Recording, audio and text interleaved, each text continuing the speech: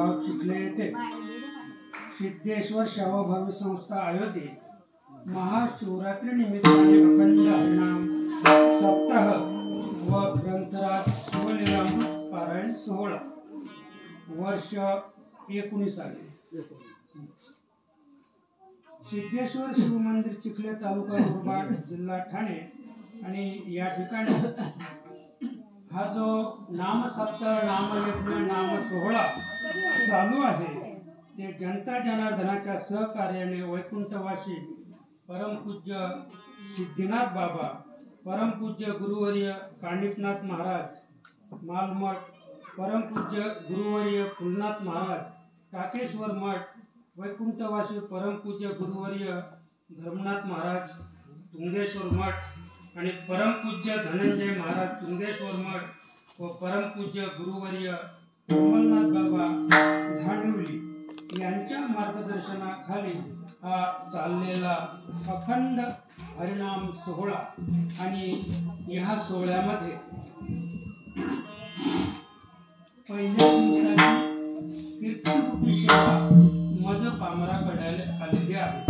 आपल्या सेवेसाठी घेतलेला अभंग पैठणपूर रहिवासी शांतीचे सागर नाथराय यांचा 4 चरणाचा नामपर प्रकरणातील अभंग आहे आणि वारकरी संप्रदायाचा दंडक असा आहे की पहिल्या दिवशी नामपर नाही का, त्याच्यानंतर मध्ये तुम्ही काही करा, शेवटच्या दिवशी मागणीपर आणि त्याच्यानंतर काल्याचा कार्यक्रम। आणि म्हणून वारकरी संप्रदायाच्या नियमाप्रमाणे आपल्या सेवेसाठी घेतलेला अभंग आहे तो नामपर प्रकरणातील एकनाथ महाराजांचा 4 चरणाचा नामाची महती सांगणारा त्याच्यापेक्षा भगवान शंकराच्या नामाची महती सांगणारा हा विशेष असा अभंग आहे।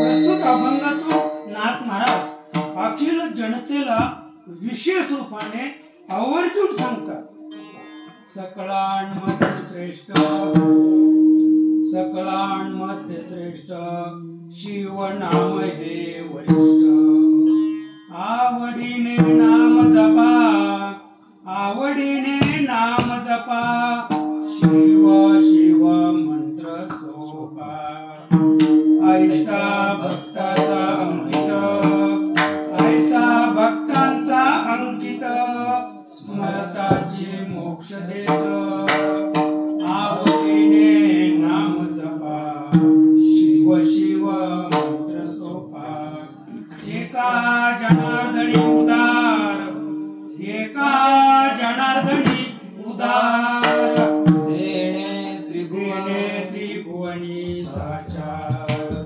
आवडीने नाम जपा आवडीने नाम जपा, शिव शिव मंत्र सोपा, पांडुरंग करो प्रधान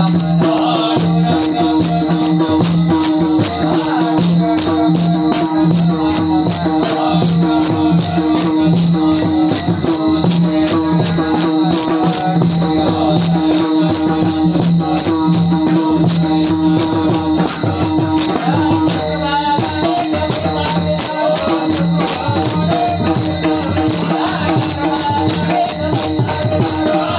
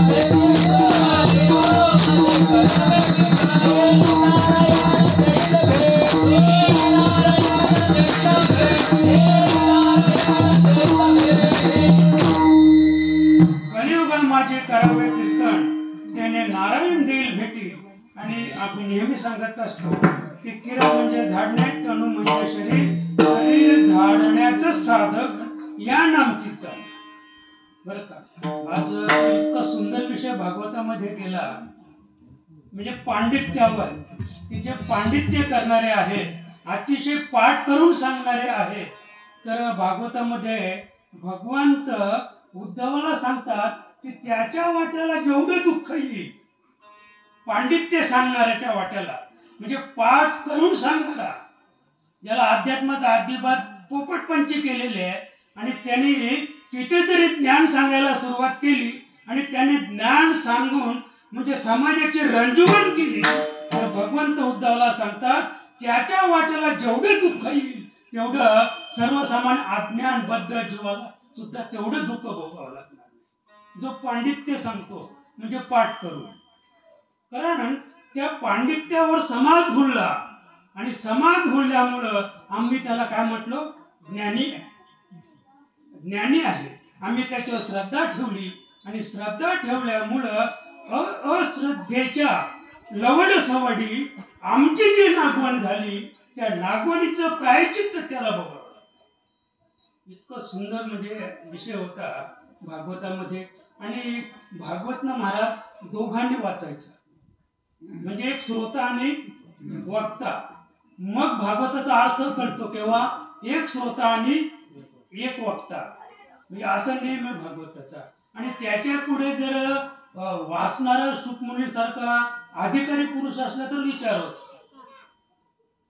तेव्हा आजची आपली जी सेवा आहे नाथ महाराजांच्या, अगदी नाथ महाराज आजच्या अभंगातून सांगतात की सकळांमध्ये श्रेष्ठ, म्हणजे या विश्वामध्ये जे काही श्रेष्ठ आहे, उदाहरणार्थ भगवान श्रीकृष्ण असतील, प्रभू रामचंद्र असतील, दत्त महाराज असतील, अनेक देवता असतील, पण नाथ महाराज सांगतात सकळांमध्ये श्रेष्ठ.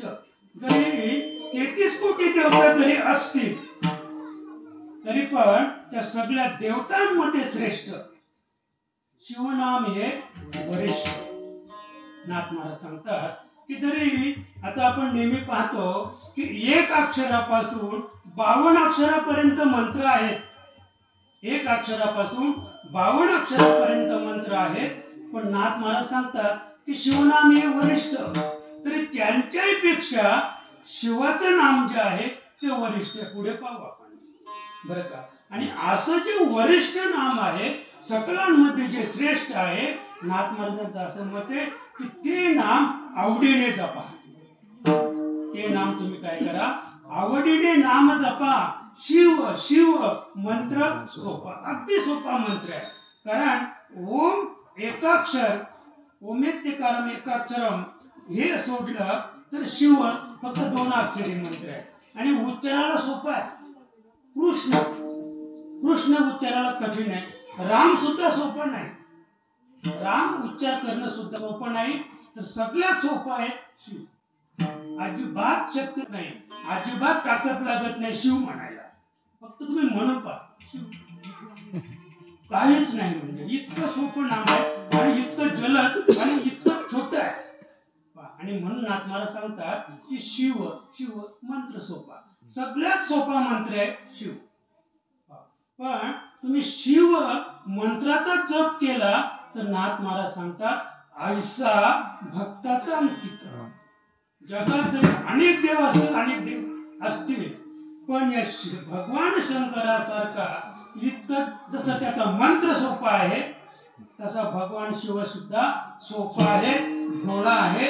ऐसा भक्ताचा अंकित, तो सहज भक्ताच्या अंकित होतो. अंकित म्हणजे तुम्ही सांगाल, भक्त सांगेल तसे वागतो. ऐसा भक्तांचा अंकित, स्मरताही मोक्ष देत. तुम्ही त्याचं नुसतं स्मरण केलं ना, तुम्ही शिव म्हणा, तुम्ही कृष्ण राम म्हणा, कृष्ण म्हणा, विठ्ठल म्हणा, गोविंद, लवकर आवाज जाणार नाही. विठ्ठलाला लवकर आवाज जाणार नाही, रामाला आवाज जाणार नाही, गोविंदाला आवाज जाणार नाही, पण तुम्ही शिव म्हणा, स्मरताची मोक्ष दे. तुम्ही जर शिव म्हटले ना लगेच मोक्ष.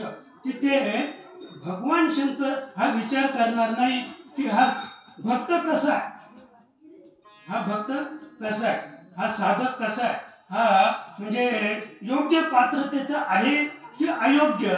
योग्य याची निवड जो करत नाही त्याचं नाव शुद्धल.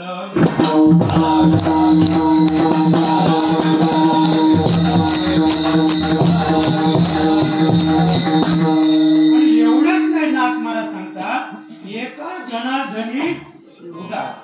बरं का, जगामध्ये भगवान शंकरा इतका जगात उदार सुद्धा कोणी नाही महाराज. देणे त्रिभुवनी साचार, या त्रिभुवनामध्ये खरोखर नात्मा साचार म्हणजे खरोखर सांगतो की याच्या इतका उदार आणि देणारा जगात दुसरा कोणी नाही. म्हणून नाथ महाराज सांगतात, आवडीने नाम जपा, शिव शिव मंत्र सोपा.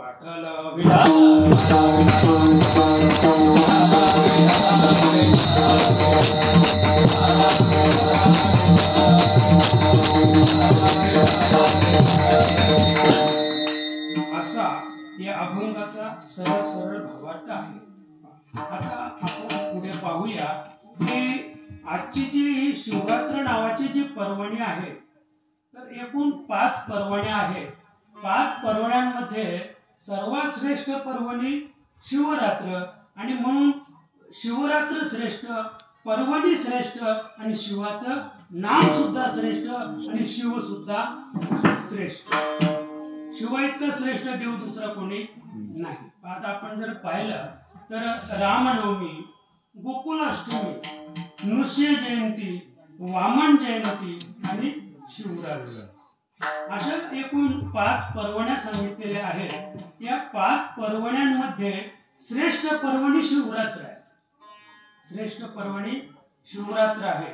आणि बाबा आजचा योग इतका श्रेष्ठ आहे, आजचा जो योग आहे तो इतका श्रेष्ठ आहे की नाथांच्या भाषेत सांगायचं झालं तर सोमवार व्रत एकादशी,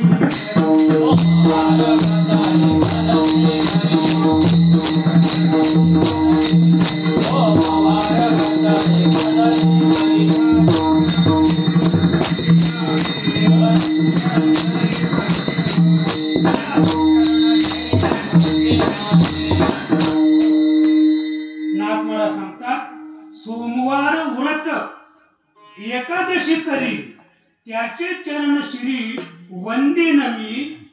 हे नाथ महाराज सांगतात. पण नाथ महाराज अगदी म्हणजे भगवान शंकराच्या बाजूने सांगतात. कारण हे तत्व, हे मत कुणाचं आहे? भगवान शंकराचं मत आहे की सोमवार व्रत आणि एकादशी करी त्याचे चरण श्री वंदिन मी. भगवान शिव सांगतात की जो सोमवारचं व्रत करेल. आता सोमवारचं व्रत कुणाचं आहे? भगवान शंकराचं सोमवारचं व्रत आहे. बरं, एकादशी व्रत कुणाचं आहे? शंकराचं, पांडुरंगाचे. बरोबर. मग एकादशी व्रत पांडुरंगाचं आहे. सोमवार व्रत एकादशी करेल त्याचे चरण श्री वंदिन मी. हरिहरा नाही, हरिहरा नाही भेद. म्हणजे हरिहरा भेद नाही नका करू वाद. बरं का, हा जो नाही शब्द आहे ना तो आहे हरिहरा. हरिहरा भेद नाही, लक्षात का? पण तो कुठे आहे? नका, नाही नका करू वाद. असू द्या विषय. मला फक्त एवढंच सांगायचंय की भगवान विष्णू आणि भगवान शंकर म्हणजे शैव आणि वैष्णव यांच्यामध्ये एक किंचित भेद नाही. आणि म्हणून भगवान शिव सांगतात की जे सोमवार व्रत करतात आणि एकादशी करतात त्यांचे चरण मी माझ्या माथ्यावर त्या चरणाचं वंदन करतो, बरं का. पण सर्वसाधारणपणे जे शैवपंथी आहेत ते वैष्णवांना हे अनादी काळापासून जसं ते सहस्त्र बांधतात ना, की जशी सहस्त्रांची निर्मिती झाली तेव्हापासून ती भांडतात, ती सहस्त्र. अद्याप बाबा एकत्र बसली नाहीत. वेदांनी त्याला एकत्र बसवण्याचा प्रयत्न केला, व्यासांनी त्याला एकत्र आणण्याचा प्रयत्न केला. आद्य शंकरांचा अवतार त्याच्यासाठी होता की साही एकत्र आपण आणूया. पुढे माऊली ज्ञानोबरायांचा अवतार झाला, त्यांनी त्याला एकत्र आणण्याचा प्रयत्न केला.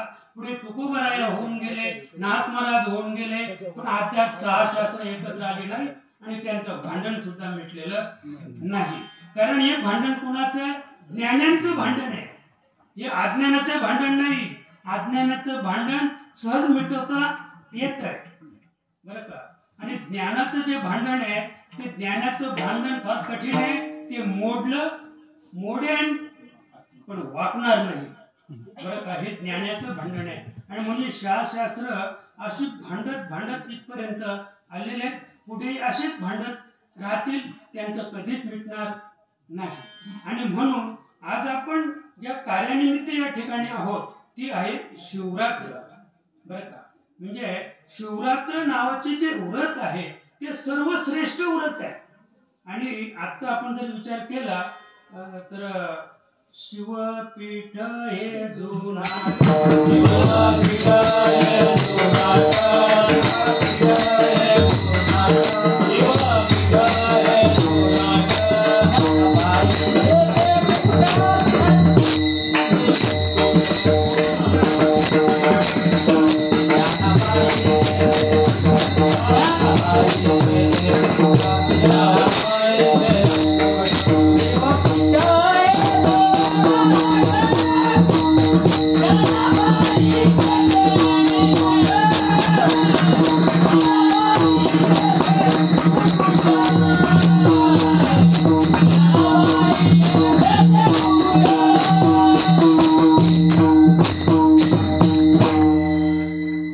शिवपीठ हे जुनाट, ज्ञानाबाई तेथे मुकुट हे वर्णन आहे आळंदीचं. कारण आळंदीमध्ये माऊली ज्ञानोबराया, निवृत्तीनाथ महाराज असतील, सोपानकाका असेल, मुक्ताई असेल, ही चार भावंड त्या ठिकाणी अवतरित झाली, नाही का. पण तिथे मंदिर कसलं होतं? सिद्धेश्वराचं मंदिर, शिवपीठ हे जुनाट, अतिशय जुनं शिवपीठ तिथे होतं. आळंदी आधीच होतं आणि तिथे चार भावंड विठ्ठल पंतांच्या पोटी अवतरित झाली. तसं हे का सांगतो तर या ठिकाणी सुद्धा हे जे स्थान आहे हे जुनाट आहे, बरं का. आता तुम्ही त्या ठिकाणी जर मूर्ती पाहिल्या तर भूतो न भविष्यती, बरं का. म्हणजे आम्ही जरी काही ठिकाणी भगवान शिवाची मंदिरं उभारली पण ती मूर्ती आम्ही विकत आणली कुठून तरी, ती पिंड घडवून आणली कुठून तरी आणि मग त्या ठिकाणी प्रतिष्ठापना करून आणि मग तो उत्सव सुरू झाला. पण या ठिकाणी तसं नाहीये. म्हणजे इथे ज्या मूर्ती आहेत त्या मूर्तींकडे तुम्ही पाहिलं तर त्यांची प्रतिष्ठापना करायची गरजच नाही, त्या स्वयंभू आहे. आणि त्या स्वयंभू मूर्ती आहेत, स्वयंभू मूर्तीची प्राण प्रतिष्ठा करायची नसते तरी सुद्धा आम्ही जाहीर देतो स्वयंभू पांडुरंगाची मूर्ती म्हणजे स्वयंभू मूर्ती आहे, सापडलेली मूर्ती आहे, घडवलेली न घडवता सापडलेली मूर्ती आहे, पण तिची आम्हाला प्राण प्रतिष्ठा करायची, बरं का. म्हणजे जी स्वयंभू आहे, जी स्वयंभू अवतरित आहे, जी घडवलेली नाही, अशा मूर्तीची प्राण प्रतिष्ठा करायची गरज नाहीच, करायचीच नाही. ती प्राण प्रतिष्ठितच आहे, तिचा प्राण संपूर्ण जगाला सांभाळतो महाराज. जे स्वयंभू आहे ना ते स्वयंभू तत्व आहे, जी स्वयंभू सत्ता आहे त्या सत्तेवर संपूर्ण विश्व आधारित आहे, संपूर्ण विश्व त्याच्यावर चालतंय. आणि असं जे तत्व आहे ते तत्व म्हणजे शिवतत्व.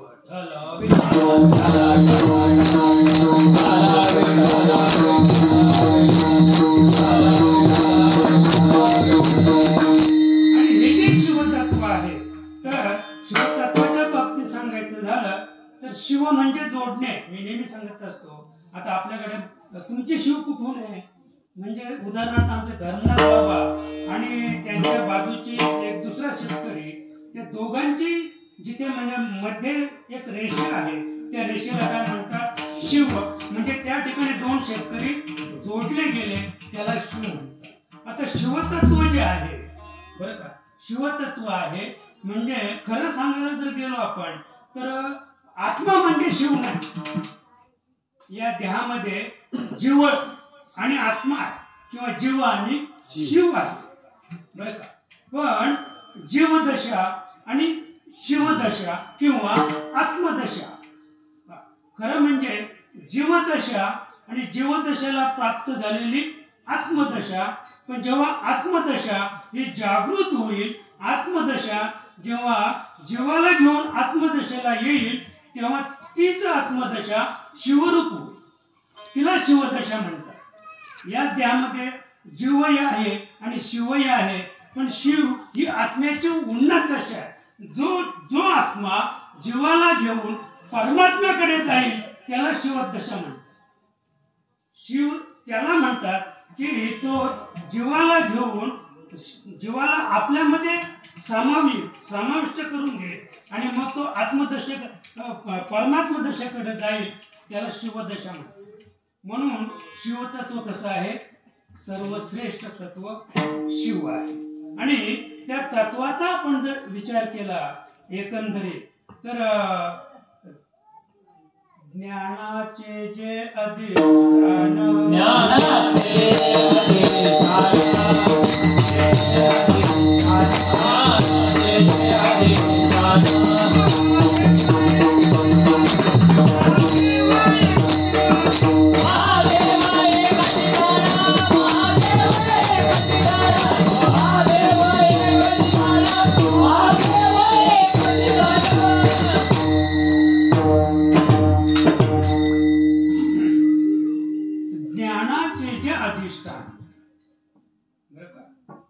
विश्वामध्ये आपण जर विचार केला तर एका ज्ञानाच्या अधिष्ठानावर हे सगळं चाललेलं आहे.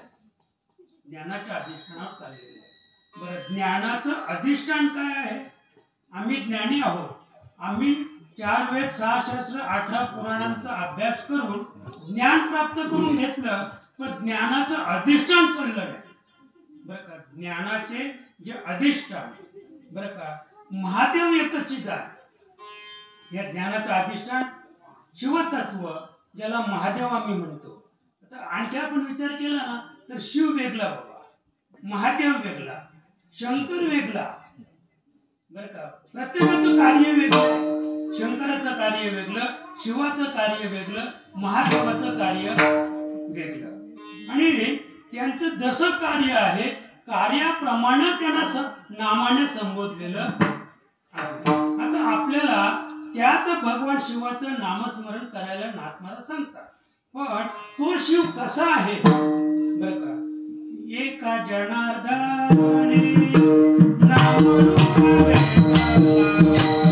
एका जनार्दनी नामरूप वेगळा, एका जनार्दनी नामरूप वेगळा, एका जनार्दनी नामरूप वेगळा.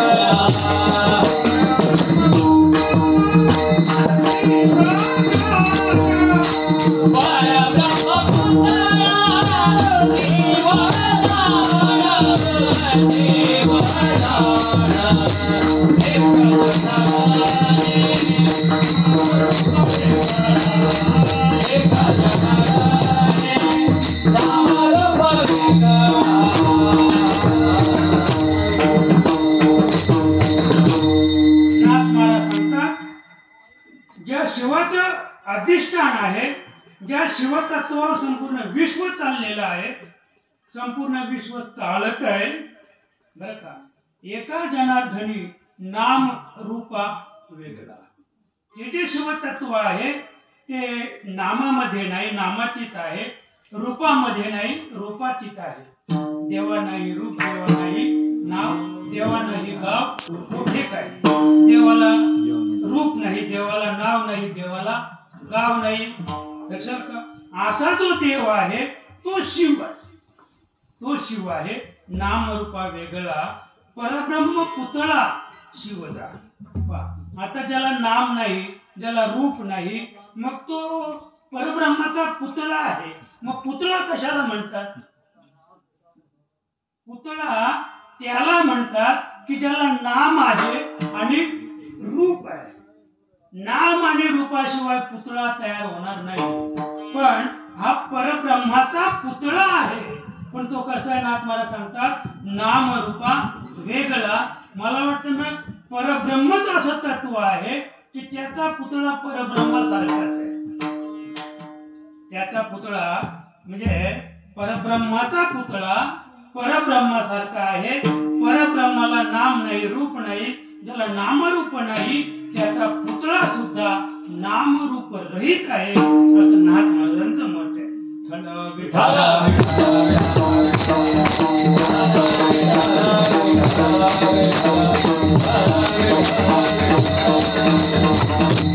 त्याचे पुढे नाथ महाराज सांगतात परा पश्यंती मध्यमा वेगळा. बरं का? वैखरी निराळा शिवजा. हा म्हणजे हे सगळं नाथांचं एक गुह्य आहे बरं तुम्हाला. परा पश्यंती मध्यमा वेगळा. आता तुम्ही सांगा त्या नामाचा उच्चार कसा करायचा? पर्याने करायचा, पश्चंतीने करायचा कि मध्यमेने करायचा? नाथ महाराज सांगतात वेगळा. त्याचा उच्चार तुम्ही मध्यमेने, पर्याने किंवा पश्चंतीने करू शकत नाही. वैखरी निराळा शिवजान. वैखरी निराळा शिवजान म्हणजे वैखरीने सुद्धा त्याचं वर्णन करता येणार नाही. इतकं ते नाम श्रेष्ठ आहे. त्याची श्रेष्ठता आपल्याला पाहिजे अभंगातून. त्याची श्रेष्ठता, शिवतत्वाची श्रेष्ठता नामाच्या रूपाने नाथ महाराज अभंगातून वर्णन करतात. सगळामध्ये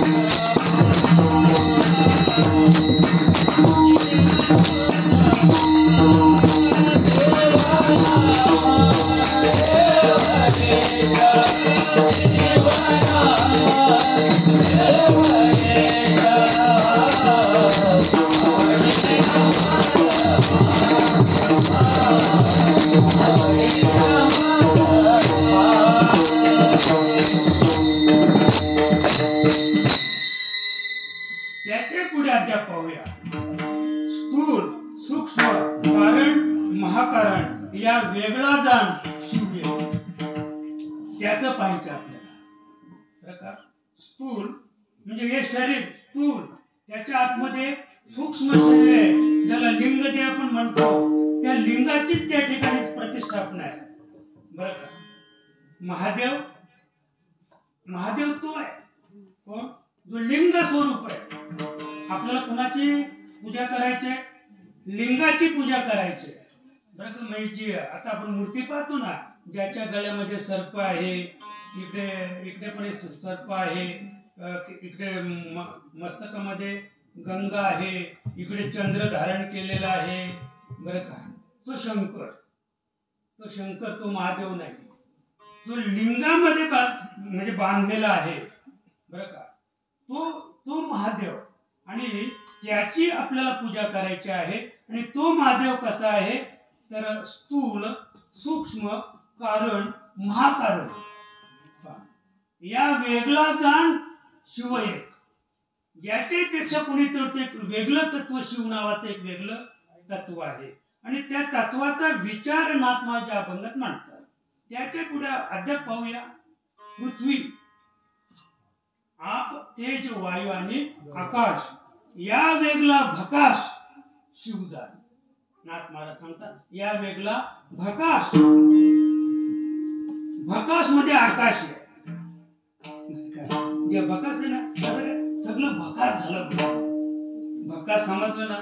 भकास म्हणजे ज्याचा काही उपयोग नाहीये, नाही का. भकास म्हणजे समजा उदाहरणार्थ आता इथे यात्रा भरलेली आहे, अगदी गच्च यात्रा भरलेली आहे. 10-20-50 दुकान आहेत आणि ती दुकानं आज यात्रा संपली, सगळी दुकानं उठून गेली आणि मग तिथे फक्त राहिलं काय? भकास. म्हणजे केर कचरा जिकडे तिकडे पडलेला आहे, काठ्या मोडलेल्या, कपडा फाटलेला, हा सगळा बाजार तिथे शिल्लक आहे. म्हणजे इथे यात्रा होती हे जो सांगतो तो भकास. लक्षात का? म्हणजे ही जी 5 तत्व, ही 5 तत्व ज्याच्यात सामावलेले आहेत ते शिवतत्व कसं आहे? या वेगला भकास शिवतत्व. भकास कसं आहे म्हणजे सांगताच येणार नाही शिवतत्व कसं आहे. आणि ते पाहायला गेलं तर असं आहे. कसं आहे? भकास. कसं आहे? म्हणजे स्मशानात आहे. काय नेसलेलं आहे? काहीच नाही. बरं, प्रपंच काय आहे? काहीच नाही. भकास. या वेगला भकास शिवदान. शिव असा आहे आणि आपण त्याची किती जरी भक्ती केली नाही का, कारण तुम्ही ज्याच्याकडे काहीच नाहीये त्याची सेवा केली आणि मागायला लागले तर तो काय देणार आहे आपल्याला? ज्याच्याकडे काहीच नाही का. जसं आमच्या भगवान श्रीकृष्णाने कुंती मातेला सांगितलं जाताना की आता मी आता चाललो कुठे? द्वारकेला चाललो. मी द्वारकेचा राजा आहे त्या, आणि आता तुला काही मागायचं असेल तर माग, तू मागशील ते मी देऊ शकतो. म्हणजे ही ताकद कोणामध्ये आहे? भगवान श्रीकृष्णामध्ये ही ताकद आहे. आणि म्हणून ते सांगतात मागा, मागशील ते देईन. पण कुंती मातेने दुःख मागितलं त्याच्यापेक्षा सांगतो खरं म्हणजे कुंती मातेने ती 6 पोरं मारली होती ना, कंसाने 6 पोरं मारली होती. तर ती म्हणली देवा तू देतच असशील ना तर एकदा मला 6 पोरांचं दर्शन घडव. काय झालं माहिती ना, म्हणजे जसं कुंभकर्णाने ब्रह्मदेवाला प्रसन्न करून घेतलं आणि त्याला काय पाहिजे होतं? इंद्रपद पाहिजे होतं. तिकडे इंद्राची खुर्ची आपापच हलायला लागली. लोहचुंबकाच्या वर जर तुम्ही लोखंडाचा पीस ठेवला ना आणि खालून लोहचुंबक जर असा फिरवला तर ते लोखंड जड आहे पण आपोआप फिरत आहे. तसं एकदा 99 यज्ञ पूर्ण झाले आणि 100व्या यज्ञाला सुरुवात झाली की इंद्राची खुर्ची बाबा आपोआप हलायची. इंद्राची खुर्ची हलायला लागली की इंद्र मागे पुढे पाहायचा, अरे कुठे काय चाललंय बरं, माझी खुर्ची हलायला लागली की मग तो इंद्र उठायचा आणि ब्रह्मदेवाकडे जायचा, अरे बाबा बघ माझी खुर्ची हलायला लागली. म्हणजे माझ्या खुर्चीची गॅरंटी राहिलेली, माझं पद कधी जाईल सांगता येणार नाही. म्हणजे असं जे म्हणजे इंद्रपद आहे ते इंद्रपद जायला आलं की मग इंद्र काय करायचा? ब्रह्मदेवाला भेटायचा आणि मग ब्रह्मदेव तिथे काहीतरी काढी टाकायचा की जेणेकरून ते पद त्याला प्राप्त होऊ नये. म्हणजे इंद्रपद. आता याने मोठी तपश्चर्या केली, ब्रह्मदेव प्राप्त झाला आणि ब्रह्मदेव म्हणाला माग. पण इंद्राने सरस्वती मातेला विनंती केली, सरस्वती माते बैस जिव्हेवरी, अगं तू जा आता आणि त्या कुंभकर्णाच्या जिव्हेवर बस, नाहीतर माझी खुर्ची जाईल इंद्रपदाची. मग ती सरस्वती माता गेली आणि त्याच्या जिव्हेवर बसली आणि ब्रह्मदेव म्हटले कुंभकर्णा तुझ्या तपश्चर्येवर मी प्रसन्न आहे, माग. त्याने मागितलं देतच असेल तर निद्रापद दे. म्हणजे इंद्र बोलायच्या एवढी निद्र. हे कोण बोलला? सरस्वती बोलली. सरस्वती बोलली. बरं, सरस्वतीचं काय सांगायचंच नाही. जेव्हा आद्य शंकरांबरोबर मंडन मिश्राने जेव्हा वाद निर्माण केला त्या वादामध्ये ही सरस्वती दारूच्या भांड्यात बसली होती. कुठे होती? एक मोठं भांड होतं दारूचं आणि त्या दारूच्या भांड्यातही सरस्वती बसली होती आणि बोलत होतो कोण? सरस्वती. मंडन मिश्र नव्हतं बोलत, सरस्वती बोलत होती. मंडन मिश्राने सरस्वतीला प्रसन्न करून घेतली होती आणि प्रसन्न करून घेतल्यामुळं तो मंडन मिश्र सांगेल दारूत बस. काय सरस्वती काय सामान्य आहे का? पण त्या दारूच्या भांड्यात ती बसली आणि एवढी मान काढून आणि ती बोलत होती आद्य शंकराचार्य बरोबर.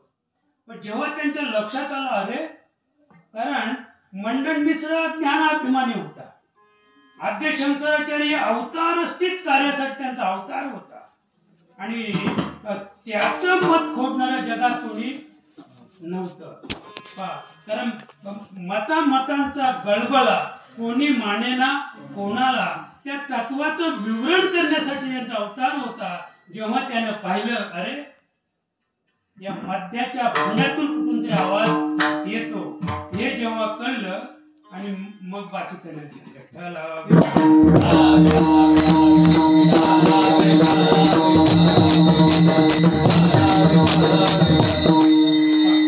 आपल्याला एवढंच पाहायचंय की आपण कुठे होतो की कुंती मातेने असं म्हटलं की एकदा मला ती माझी 6 मुलं कंसाने मारलीत ना, त्यांचं दर्शन घडव. जर कदाचित ते अशी म्हटली असती ना, हे देवा सांदीपणीचा मुलगा आणून दिला. 10 वर्षापूर्वी सांदीपणीचा मुलगा समुद्रात बुडला होता. जेव्हा ज्ञान अधिष्ठानाचा कार्यकाळ संपला आणि त्यावेळेला भगवान श्रीकृष्ण एक गुरुच्या विद्येतून उतराई होण्यासाठी, त्या कृपेतून उतराई होण्यासाठी त्याने विचारलं की मागा. तर गुरुपत्नीने सांगितलं की तिला माहित होतं हा जगाचा बाप आहे, देवा द्यायचंच असेल ना, उतराई व्हायचंच असेल ना, तर 10 वर्षापूर्वी आमचा समुद्रामध्ये बुडालेला पुत्र आणून द्या. देवाने तो पुत्र आणून दिला. आतापर्यंत तो पुत्र आहे त्यांच्याकडे, सांदीपणी गुरुकडे तो पुत्र आहे, आतापर्यंत आहे. तसं कुंती मातेने एवढंच विचारलं, एकदा दर्शन घडव. देवाने 6 पोरं बोलावली, प्रत्येकाचं नाव सांगितलं. हा मोठा, याचं नाव अमुक, त्याच्या 2 नंबर हा, याचं नाव अमुक, 3 नंबर हा, याचं नाव अमुक. 6 पोरांची नावं सांगितली. 6 जणांचं दर्शन घडवलं आणि 6 पोरं अदृश्य.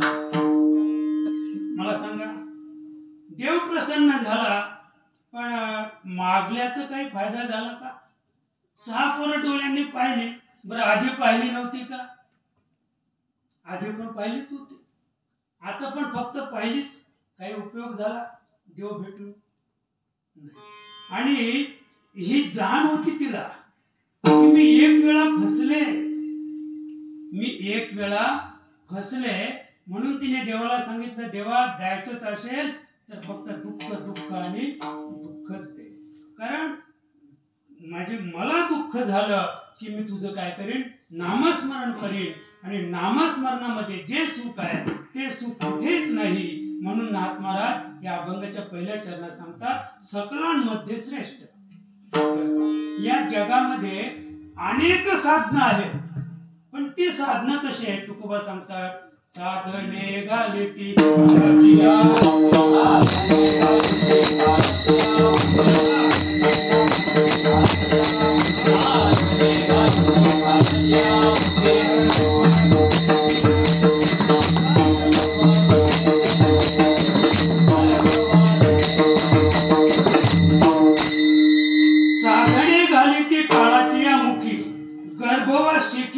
न चुकती. आपण किती साधना केली, पण जे साधन आहे ते आपल्याला काळाकडे घेऊन जातंय, साध्याकडे घेऊन जात नाही. आणि आमची गफलत इथे झालेली आहे की सद्गुरु तत्व आहे ते साधन आपण मानलेलं आहे. सद्गुरु तत्व हे साधन नाही, तर ते काय आहे? साध्य. पण आम्ही सद्गुरु तत्व हे साधन मानल्यामुळं आम्ही कुठे चाललो? काळाच्या ओघात वाहवत चाललेलो. आणि म्हणून सकलांमध्ये श्रेष्ठ म्हणजे किती आपण साधना केली तरी साधनाने जे प्राप्त नाहीये ते प्राप्त करायचं असेल तर सकलात जे श्रेष्ठ आहे शिव नाम हे वरिष्ठ. म्हणजे भगवान शिव तत्वाचं जे नाम आहे जे तसं रंग नाही, रूप नाही, नाही वर्ण छाया, आणि निर्गुण निराकार तुझी रघु राया. हे जे शिवतत्व आहे ते शिवतत्व सर्वांपेक्षा कसं आहे, वरिष्ठ आहे. आणि ते तत्व आपल्याला या ठिकाणी प्राप्त करून घ्यायचंय असं नाथांचं मत आहे. आणि म्हणून आजची जी सेवा आपली आहे ती नामकर प्रकरणातील सेवा आहे. आणि ते जे नाम आपल्याला घ्यायचं आहे बरं का, आमचे कबीर महाराज इतके सुंदर सांगतात, ओठ कंठ आले नाही जिभ्यान रटे नाम, अरे राम हमारा काम करे हम बैठे राम. कबीर महाराज सांगतात, कारण कबीराच्या मागे विनी शेले. तर कबीर हे कसे होते, विदेह स्थितीत होते.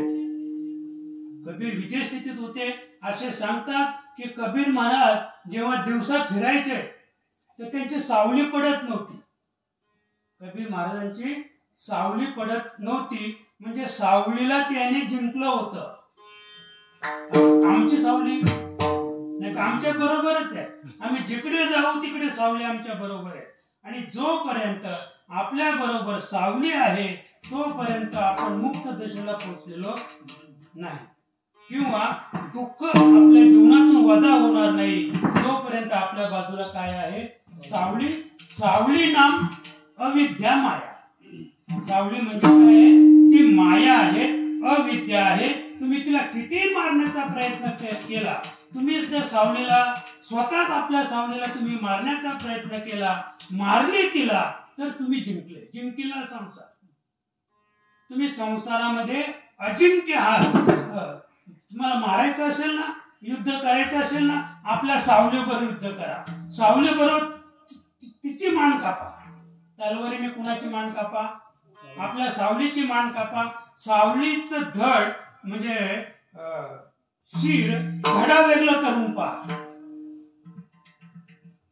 कदाचित तुम्ही पाण्यावर जर तलवार मारली आणि जर मध्ये जर शिव म्हणजे जर मध्ये खंड पडला, म्हणजे इकडचं पाणी इकडे गेलं आणि इकडचं पाणी इकडे गेलं तलवार काढल्याबरोबर, तर कदाचित आपल्याला सावलीचं शिर कापता येईल बरं का.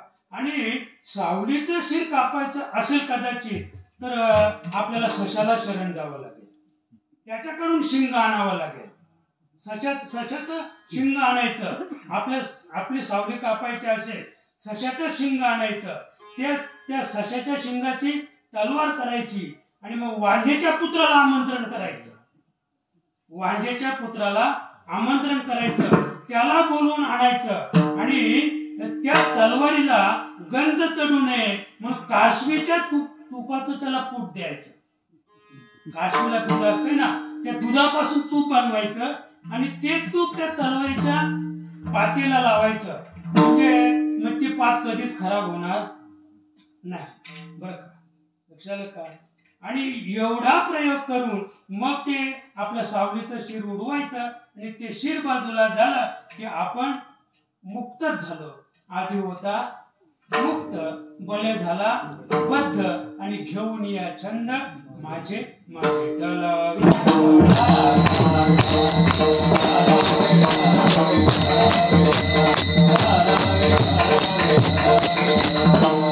आणि म्हणून शिवतत्व जे आहे आपल्याला आजच्या या पहिल्या दिवसात म्हणजे फक्त नाम म्हणजे शिवतत्व, त्या शिवतत्वाचा विचार आपण या ठिकाणी पाहून राहिलेलो आहोत. आणि असा जो शिव आहे, जे शिवतत्व आहे, जे नाम आहे, तर ते असं घ्यायचं आपल्याला की ओठ कंठ हले नाही जिभ्यान रटे नाम, राम हमारा काम करे हम बैठे राम. म्हणजे कबीर महाराज ते नाम घेत होते आणि कबीर महाराज ते नाम घेत होते. आणि म्हणून त्यांचं ते यंत्र होतं ना, शेला विणायचं यंत्र, ते आपोआप चालायचं बरं का.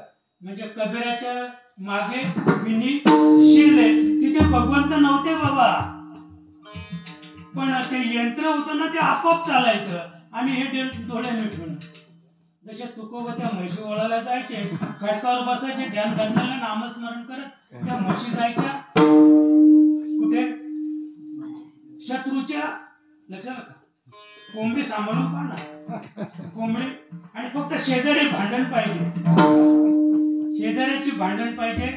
तुम्ही कितीही प्रयत्न केला, तुम्ही इकडे त्यांना आणायचा प्रयत्न करा, त्या जागेत जाऊ नको, तर ते कुठे उडी मारेल, त्या जागेतच नाही त्या घरात जाईल ते. म्हणजे ती तिकडनं उठली काय ग रांड असं. आता हे कशामुळं? कोंबडीमुळं.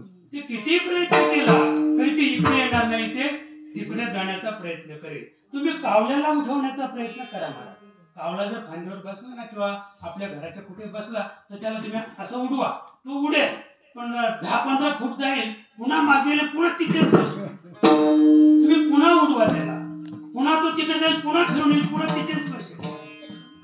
असं आहे.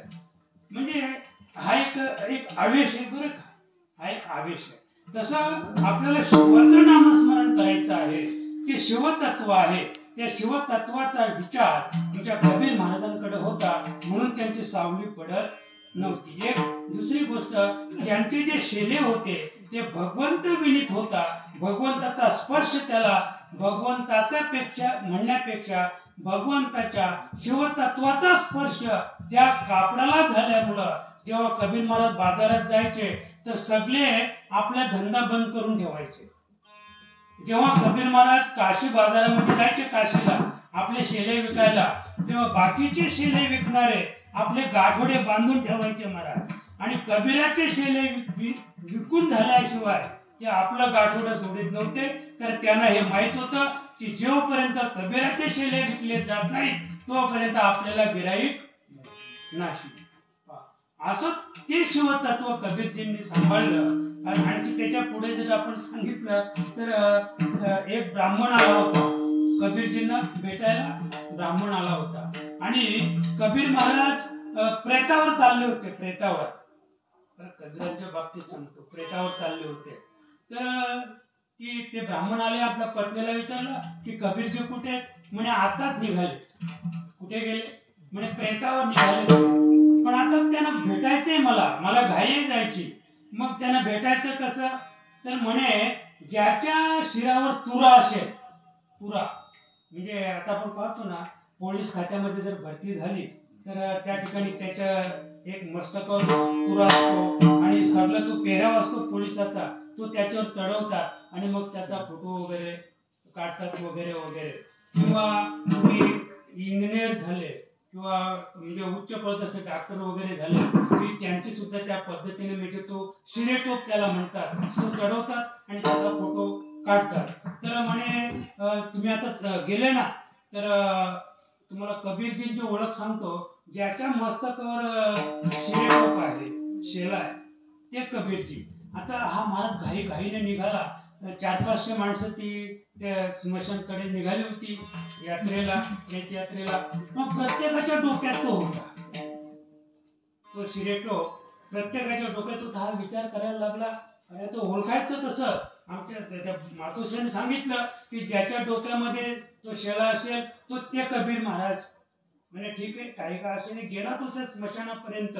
त्याला तो त्या प्रेताला अग्नी वगैरे दिला आणि लोक जेव्हा पाठीमागे फिरली आणि मग हा पण पाठी चालायला लागला. त्याने विचार केला कबीरजींना भेटायचंय, आता इथे भेटणार नाहीत, 500 लोकांच्या डोक्यावर तो शेला आहेच, आता घरी जाऊन भेटू. जसे ते पाठमोरे झाले तर एकाच्या डोक्यावर शेला होता. तो शिरेटोप एकाच्या डोक्यावर होता. बाकीचे सगळे पाठीमागे फिरले, माझ्या मुलीचं लग्न करायचंय, कुठे असेल वर तर पा. आता जाताना कसे होते? सगळं फुकट आहे, संसार नाशिवंत, देह नाशिवंत, नाही का, सोय रे धाय रे कवनाचे कोण, अवघा वाटेशी म्हणा माझ्या, असे ते जे शिरावर त्यांच्या जे शेले होते ते कसे होते? स्मशान वैराग्याचे होते. जेव्हा पाठीमागे फिरले तेव्हा स्मशान वैराग्य संपलं. कोणी म्हणतो माझं मुलाचं लग्न करायचंय, कोणी म्हणतो मुलीचं करायचंय, कोणी म्हणतो कोणी ओळख असेल तर पहा, माझ्या मुलाला कुठेतरी नोकरी मिळत असेल तर, नाही का. म्हणजे हे ते स्मशान संपलं वैराग्य आणि आता पण त्याच्या पाठीमागले प्रपंच. आता स्मशान वैराग्यामध्ये म्हणजे विदेह स्थितीत प्राप्त झालेला एक फक्त कबीर महाराज होते. कबीरजींना ते भेटले, त्यांना काय विचारायचं ते विचारलं आणि ते ब्राह्मण निघून गेले.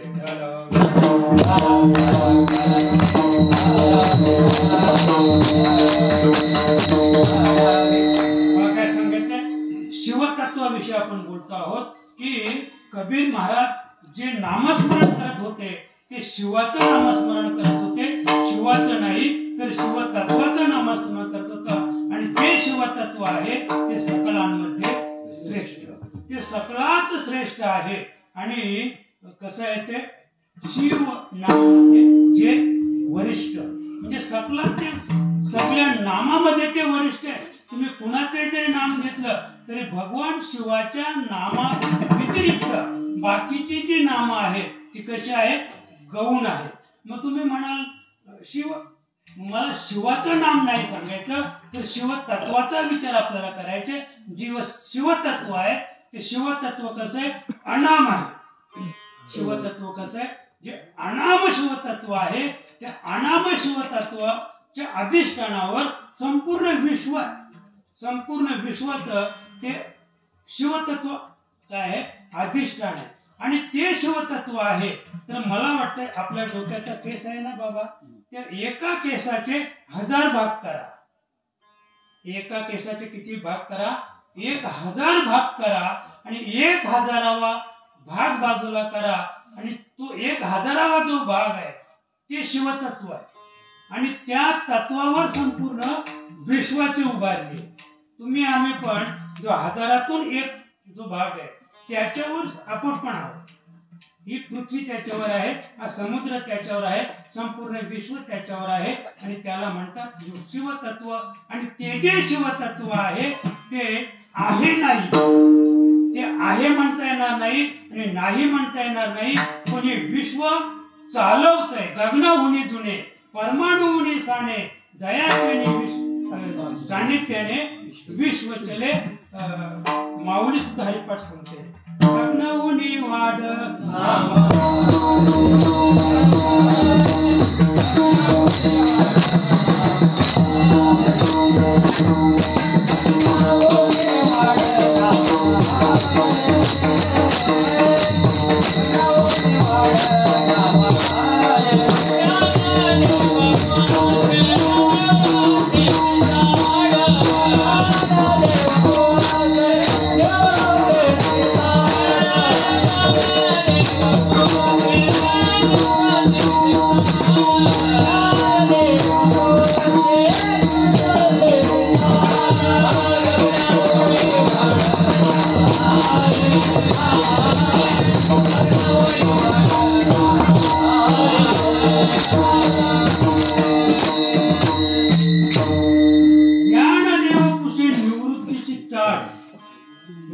माऊलीच्या ठिकाणी चाड होती. चाड परमार्थ करायचा असेल तर चाड पाहिजे.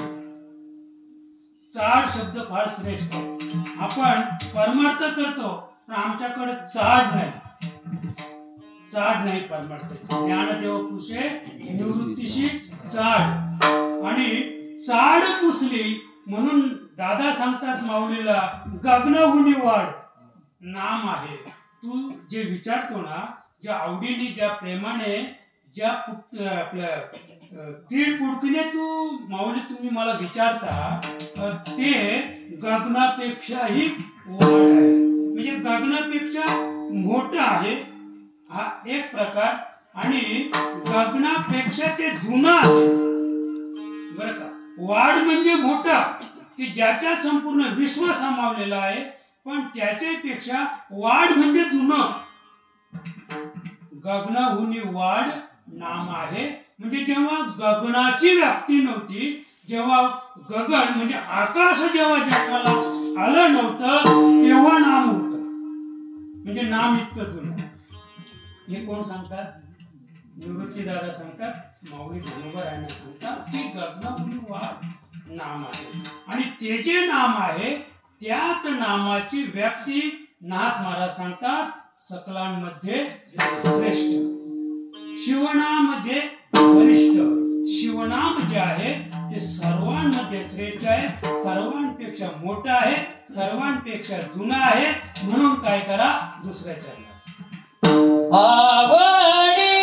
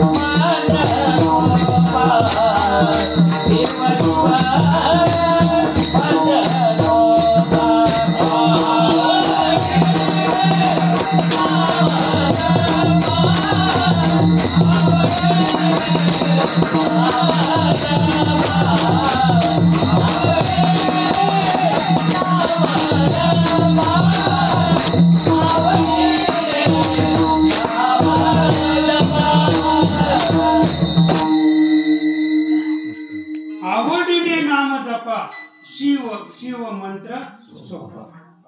मंत्र जपण्यासाठी किंवा कोणतंही कार्य करण्यासाठी आवड महत्वाची. आवड महत्वाची आहे. म्हणून नाथ महाराज सांगतात की असं जे श्रेष्ठ नाम आहे, ते वरिष्ठ नाम आहे, तर ते कसं जपलं पाहिजे? आवडीने जपलं पाहिजे, प्रेमाने जपलं पाहिजे. अगदी माऊली सुंदर सांगते, आरंभी आवडी आदरे आले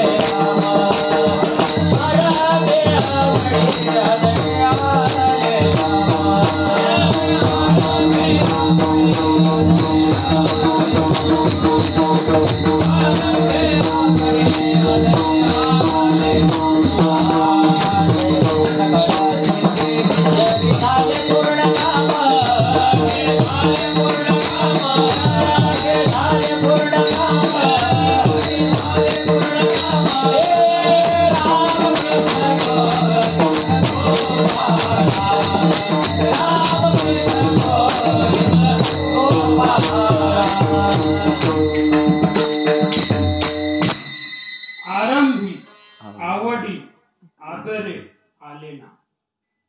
किती शब्द वापरले? आरंभी अगदी सुरुवातीलाच कुठल्याही कार्याला प्रारंभ करण्यापूर्वी, म्हणजे कुठल्याही कार्याला आपण जो प्रारंभ करतो त्या प्रारंभाचा पूर्वार्ध म्हणजे आरंभ. लक्षात का? म्हणजे आरंभी आवडी आदरे, म्हणजे आवडीनं आदराने जे नामस्मरण करतात तेने सकल सिद्धी जगी पूर्ण झाले. मग तुम्ही बरं कृतकृत्य झालो, इच्छा केली ते पावो. मग तुम्ही जी इच्छा कराल ती तुम्हाला प्राप्त होईल. जर म्हणजे अशा पद्धतीने पण आवडीने आदराने प्रेमाने आणि आरंभी याला फार महत्व आहे. आम्ही आरंभी नाही करत. द्रौपदी मातेच्या महान संकट आलं, दुःशासनाने जेव्हा तिच्या साडीला हात घातला मोठ्या सभेमध्ये, बरं का, आणि त्यावेळेला ती आधी पांडवांकडे पाहिलं, पांडवांकडे पाहिलं, धर्मराजाकडे पाहिलं, त्याने मान खाली घातली. तिला वाटलं आता धनुर्धर अर्जुन उठेल. अर्जुनाकडे पाहिलं, त्याने मान खाली घातली. तिला वाटलं गदाधारी भीम उठेल, त्याने मान खाली घातली. पाचही पांडवांनी मान खाली घातल्यानंतर कृपाचार्य कुलगुरू त्यांच्याकडे पाहिलं, त्याही मान खाली घातली. भीष्माचार्यांकडे पाहिलं, त्याही मान खाली घातली. आणि मग आरंभी. लक्षात आलं का? मग तिच्या लक्षात आलं की आपलं गणितच चुकलं. कारण हे काय केलं तिने? आरंभी म्हणजे सुरुवातीला तिला असं वाटलं की हे सगळे माझे आहे आणि हे मला मदत करतील. पण जेव्हा कोणीच आपल्याला मदत करेन असा झाला त्यावेळेला मग तिने भगवंताची आठवण केली द्वारकाधीश भगवंताकडे पाहिलं आणि मग भगवंत त्या ठिकाणी आले आणि भगवंताने 999 साड्या पुरवल्या असं सांगतात महात्मे. साड्या पुरवल्या नाही तर भगवान श्रीकृष्ण स्वतःच साडी झाला. हे शिवतत्व आहे. भगवान श्रीकृष्ण स्वतःच साडी झाला हे शिवतत्व आहे बरं का. म्हणजे अगदी तुकोबांच्या भाषेत सांगायचं झालं, देव पावयासी देव पावयासी देव पावयासी देव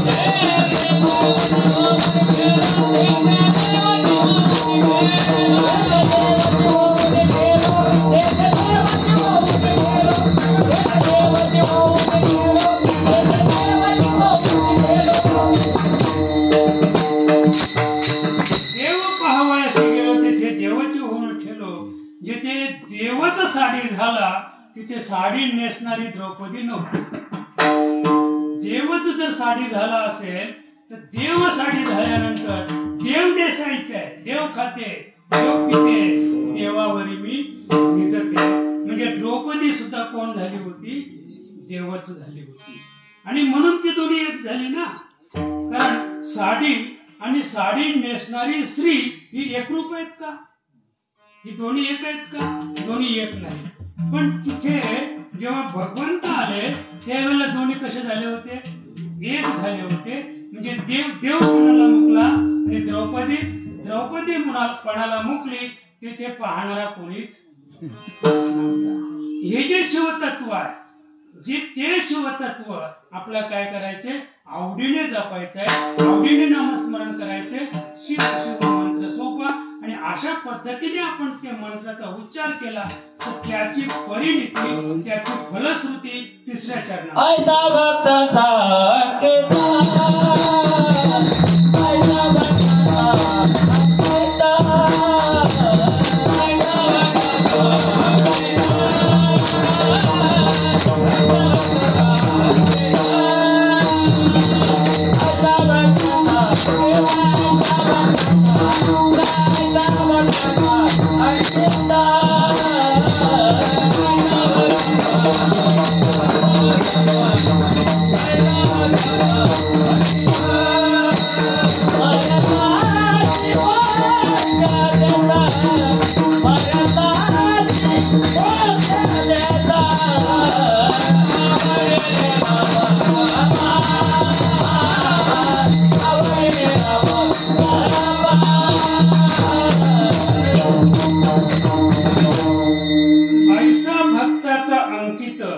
स्मरताची मोक्ष देत. त्याच्या पुढे आपण जाऊन पाहिलं ना तर माथा पडता पाला आणि शिव तेव्हा संतोषला. आता वास्तविक ज्याने ते बेलपात्र खाली टाकीत होता तो कोण होता? पार्थिव होता. पण सावध पळून जाऊ नये किंवा सावधाला माझे चाहूल लागू नये म्हणजे पार्थिवाची. आणि म्हणून तो ज्या झाडावर जाऊन बसला होता ते झाड होतं बेलाचं. कर्म धर्म संयोगाने मला वाटतंय त्याचं पापच संपुष्टात आलं. अतिशय तो पार्थिव पापी होता. मागच्या जन्माचा शापित होता. मागच्या जन्माचा तो कसा होता? शापित होता. इंद्राचं अंथरूण करणारा होता महाराज तो पार्थिव. त्या पारध्याला एवढंच काम होतं, दररोज संध्याकाळी इंद्राचं जेवण झालं की त्याचं फक्त अंथरूण करायचं काम त्याच्याकडे होतं. पण इंद्र झोपायला आला आणि अंथरूण करायला काहीतरी दिरंगाई झाली म्हणा किंवा जी चादर आथरायला पाहिजे होती तो क्रमांक चुकला. ज्या पद्धतीने दररोज जे अंथरूण व्हायचं तो क्रमांक चुकला आणि क्रमांक चुकल्यामुळे त्याने शाप दिला, जा म्हणे तू पारधी होशील. आणि म्हणून तो इथे येऊन पडला. पण कर्म धर्म संयोगाने प्रारब्ध वशे त्याचं भाग्य उदयाला आलं महाराज. भाग्य उदयाला आलं आणि म्हणून तो कोणत्या झाडावर बसला? बेलाच्या झाडावर बसला. त्या बेलाच्या झाडाखाली काय होती? भगवान शंकराची पिंडी होती. सावधाला चाहूल लागू नये. फार रात्र झाली आणि नेमका तो दिवस पण कुठला होता? शिवरात्रीचा दिवस होता महाराज. आणि मग तो काय करायचा? झोप येऊ नये म्हणून तो ते उंदरासारखे उद्योग करायला लागला. उंदराला काही उद्योग नाहीये आणि म्हणून तो कुठे ना कुठे कुरतडच असतो. सांगतात असे की उंदराने जर असं काही धंदा व्यवसाय केला नाही कुरतड्याचा तर एका दातेला 1.25 फूट दात होईल. उंदराचा दात किती वाढेल? 1.25 फूट. तो वाढू नये म्हणून तो कुरतडतो. मी खाण्यासाठी नाही कुरतडत, नासाडी करतो. तो त्याचा आवेश आहे. तो काय आहे? त्याचा आवेश आहे. आणि त्याच पद्धतीने आपल्याला आपल्या जीवनाचा विचार जर आपल्याला करायचा असेल तर आपल्याला काय करायचंय? स्मरताची मोक्ष दे. तो ते पाला टाकत राहिला. एवढंच नाही तर त्याला लघवी आली महाराज. लघवी आली आणि लघवी आल्यामुळं मग शुद्धोदकम स्नानम का म्हणजे गरम पाण्याची आंघोळ देवाला फार आवडते. गरम पाण्याची आंघोळ. आणि म्हणून ते आता खाली उतरलं तर चावून लागेल म्हणून त्याने आधी बरीच बेलाची पानं टाकली आणि नंतर त्याला लघवी आली. आणि लघवी आल्यामुळे त्याने काय केली? वरून लघवी केली. ती लघवी कशी होती? गरम होती. मग भगवान शंकर आधी प्रसन्न झाला. अरे काय माझं भक्त आहे. मला पहिले काय केलं? म्हणजे गरम पाण्याची आंघोळ केली. शुद्ध होतं आणि गरम पाण्याची आंघोळ केली. बेल टाकीत राहिला आणि त्याच्यामुळं मग भगवान शंकर संतोष आला. त्याला फार संतोष वाटला. त्याला भक्त माझा भक्त आहे. आता एका सेकंदात सांगतो लगेच भगवान शंकराने कैलासाहून त्याच्यासाठी विमान पाठवलं आणि विमानात बसून तो पारधी कैलासाला गेला. म्हणून आपण त्याचं एकदा भजन करूया.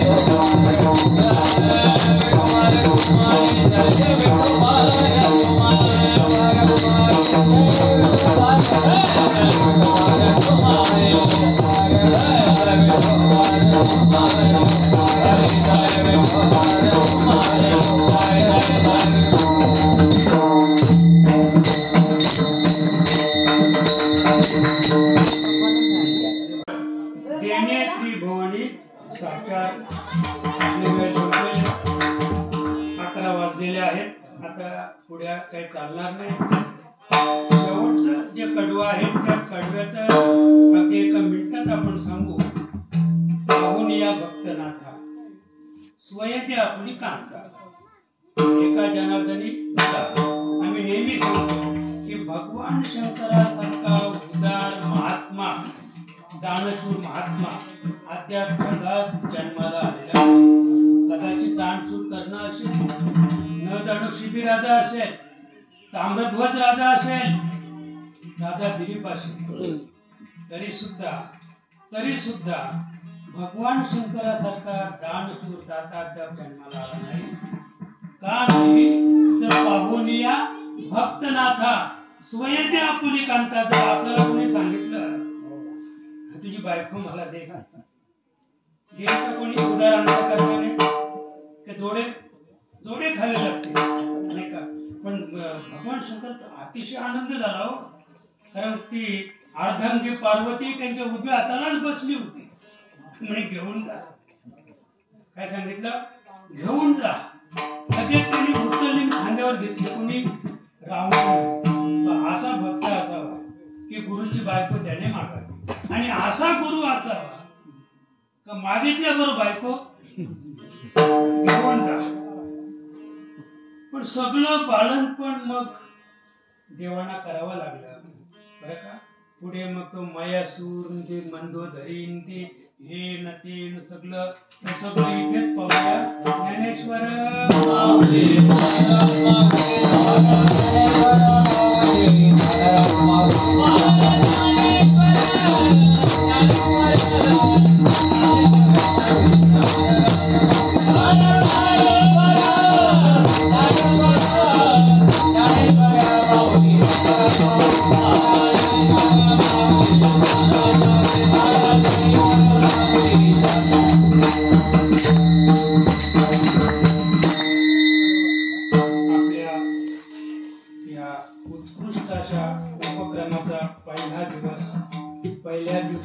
पहिली सेवा कीर्तनरूपी सेवा माझ्या कामाराकडे आली. या सेवेचं जे औचित्य किंवा सौजन्य आहे ते पद्माकर दाजी घोडविंदे, मुक्काम चिखले यांच्या सौजन्याने आपण या ठिकाणी उभे आहोत बरं का. या कार्यक्रमाचे सौजन्य त्यांच्याकडे आहे. तसंच हे जे आपलं मंडळ आहे सिद्धेश्वर मंडळ, अविरतपणे 19 वर्ष हे कार्य या ठिकाणी चालू आहे. वाढतं काम आहे.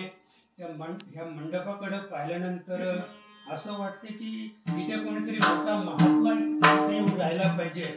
या म्हणजे भगवंताची सेवा केली तर त्या महात्म्याला कधीच काही कमी पडणार नाही. काय वैभव आहे. तुमचा किती मोठा बंगला असेल महाराज, तर त्या बंगल्यात सुख नाहीये. म्हणजे तो बंगला कदाचित तुम्ही त्याच्यावर नाव लिहिलं असेल वैभव, पण ते वैभव नाही आहे. इथे वैभव आहे. हे पाहिल्यानंतर असं वाटतं काय वैभव आहे, आणि खरोखर वैभवच आहे. हे एक चिखले गावचं वैभव आहे. हे चिखले गावचं हे मुकुट आहे. मुकुट आहे. या मुकुटाच्या पायथ्याशी चिखलं आहे बरं का, वर नाहीये. म्हणजे इतकं सुंदर हे स्थान हे आपल्या गावाला लाभलेलं आहे. मंडळ फार कार्यरत आहे. अगदी म्हणजे मंडळ रजिस्टर आहे, आणि रजिस्टर करून हे सगळं कार्य चाललेलं आहे. त्यांना आम्ही भगवंताला विनंती करू की हे शिवा हे महादेवा या मंडळाला दीर्घ आयुष्य दे, उदंड आयुष्य दे, आणि असंच हे कार्य पुढे चालत राहू दे. तसंच आज या ठिकाणी आमच्या बरोबर आलेली आंबर्त्याची, सरलांब्याची, वाकुली ही सर्व मंडळी, आणि येता येता हे बाळ होतं म्हणे तुमच्या बरोबर कोणी आहे का वाजवणारा.